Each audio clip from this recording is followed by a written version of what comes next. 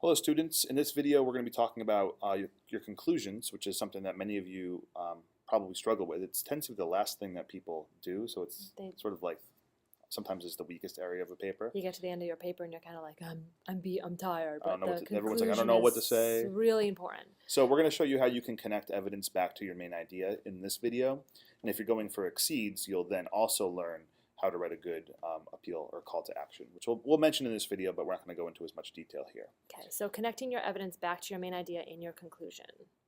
First, always important, one of the first things the reader remembers after having read a piece of writing is the last words the author uses. So your conclusion, even though you're tired at the end of a paper, is the most important part to your paper. It's the only thing, it might be the only thing that people remember from what you've written. A couple weeks later, they think about the article, they might only remember those last few words. So there's 3 steps. Step 1, recap your main idea, restate your thesis in a fresh way. Don't just repeat the same sentence you put in your introduction. Restate it in a fresh way. Summarize your subpoints of your essay. Step 2, leave a memorable impression. End with a quote, an image, a call to action, an appeal to emotion. And then step 3, keep your conclusion short. Does not need to be a long, drawn-out paragraph. It's literally just recap your main idea, do something to leave that impression, call to action, quote, something like that. Done. Okay. It can be, what, 3-4 sentences long is probably perfect. So how to summarize the main points. Don't simply repeat things that were already in your paper. Don't use the same words. They've already read your paper, okay?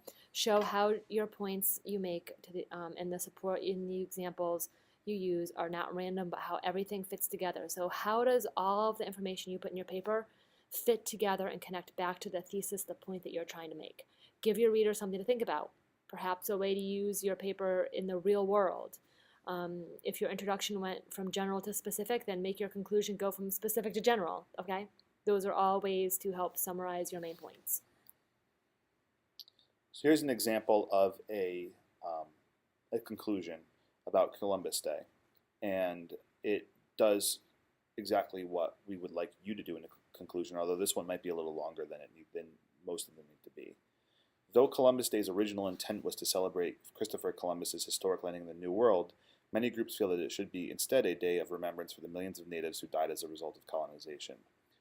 This is kind of like recapping what the paper was about. So this section here was like the paper was about these issues. And then here is where the author sort of transitions and starts to talk about that like call to action of the lasting impression. Despite the contentious nature of the holiday, Columbus played an integral role in the creation of what we know as the United States of America, and his voyages facilitated a massive exchange of goods between the New World and the Old that continues to this day. Regardless of how one feels about the holiday, Columbus had a huge impact on our history, and the world wouldn't look the same today without him. Okay, so you can see that this was an informational piece. It wasn't a piece trying to convince you that we should or shouldn't celebrate Columbus Day. It was just giving the facts about Columbus Day and about Columbus, but it's leaving you with an impression.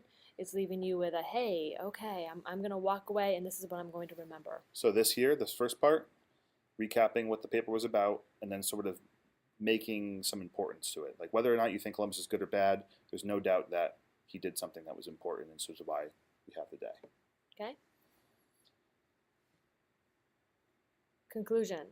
Topic sentence, fresh rephrasing that thesis statement, support your evidence, summarize, recap, main ideas, quick, short, go back and look at that Columbus essay conclusion if you need to, and then your closing sentence, your final words, connecting back to the introduction, provide a sense of closure, bring it back to that thesis, make the reader walk away going, aha, I got it.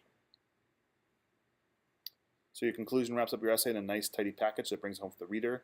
Your topic sentence summarizes what you've already said in your thesis statement, but doesn't just copy and paste it. It rewords it some way so that it's a little bit different, a little bit fresh. You don't want to use the same type of words that would be redundant. And then your topic for each body paragraph should be summarized in the conclusion. You wrap up the main points. And that is how you would write a mastery level conclusion. Good luck to you in that. Conclusions are tricky, but if you follow this simple strategy of restate the thesis, call to action, kind of summarize your main points, you'll be in good shape. You'll be in good shape. Good.